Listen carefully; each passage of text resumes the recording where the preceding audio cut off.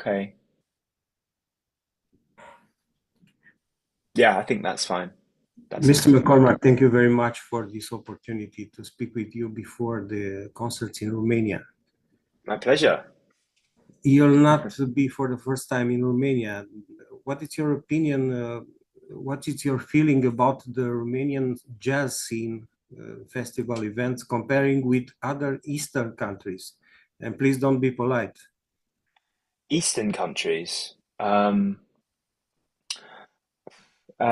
Well, I'm I thinking don't have. about I'm thinking about Poland, who the Jazz Forum publishing years ago in Poland. Jazz Forum was um, a newspaper about jazz, and Mhm. Poland it's big in jazz. I know. Maybe other countries. I don't have huge experience of um, touring in Eastern European countries. I have played in Poland and I've played in um, some of the Baltic states.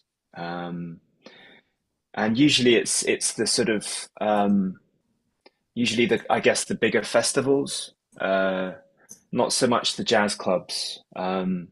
So I have a limited experience of I guess the more kind of grassroots music scene. Um, but the international festivals are, I'm always very happy to play there, and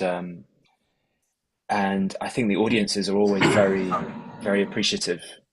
Um, so I have a positive experience. Okay. I don't know Inevitably, if other people have different inevitably, experiences, but there's a comparison between European jazz and the American jazz, and I'm talking about modern jazz, not the classical one, Miles, Gillespie, Coltrane, stuff like that. What is your position between them? Do you feel that you represent European jazz or you're more universal? it's a good question. I mean, I guess my vocabulary that I'm using is very much from the American tradition. Um, 3 years in New York. yeah, yeah, exactly. And I guess there's a tradition of learning to play jazz improvised music um, that obviously comes from America and particularly kind of the modern jazz from bebop onwards. But I think that the eclectic nature of jazz has meant that it's widened to encompass basically everything. And so you've got uh, improvised music that isn't necessarily um, obviously tied to bebop, say, but is improvised music. And so, you get into discussions about what is jazz. But for my own music, I think I maybe even go back further to more classical music ideas, and um, I'm listening more to composers further back for my ideas about how to develop material. And that's just me. That's just my, I guess, taste or curiosity.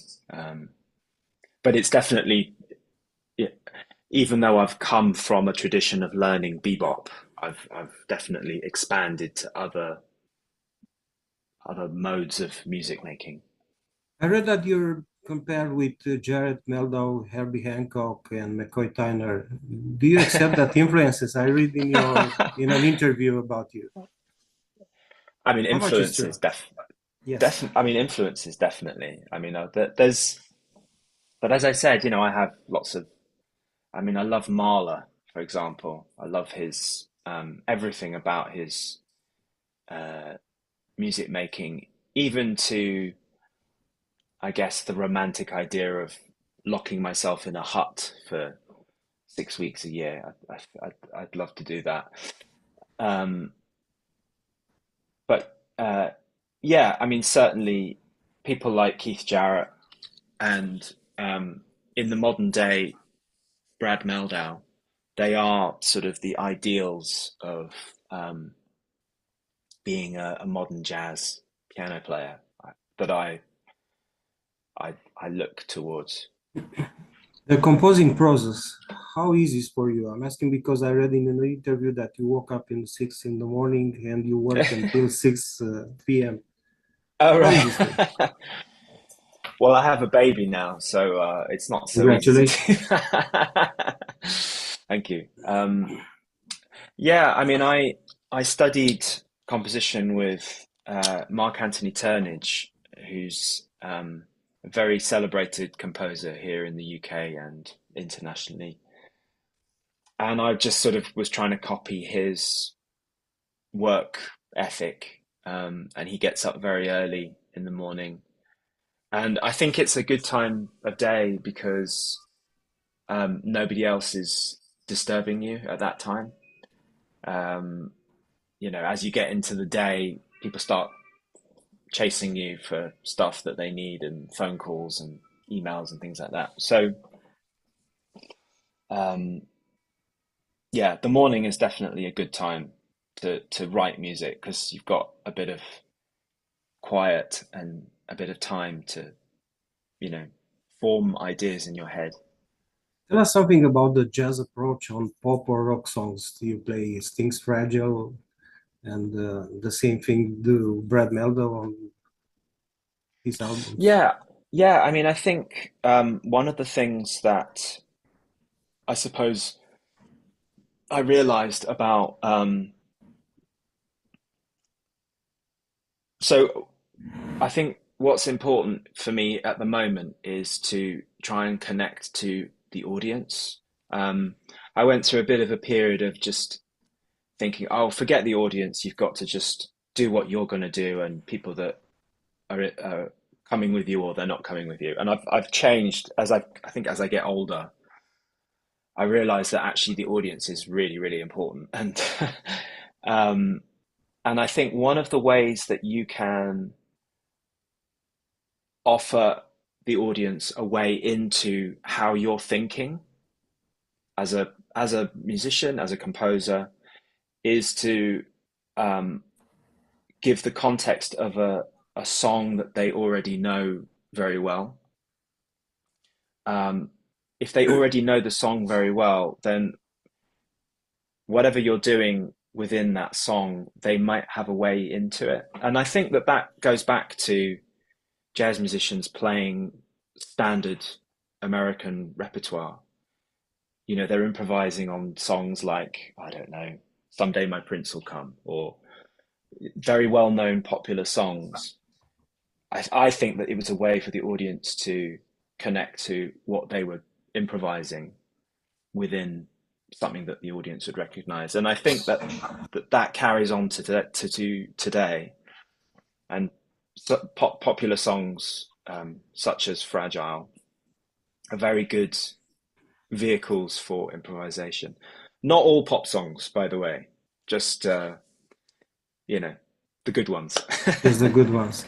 I read in the 2018 interview that's one of your favorite albums, Tigran Hamasyan album. How's about today, after 7 years? I haven't. Oh well, what that particular album? Yeah, I mean, I haven't listened to it for a while actually. I should revisit it, but I can't keep up with Tigran.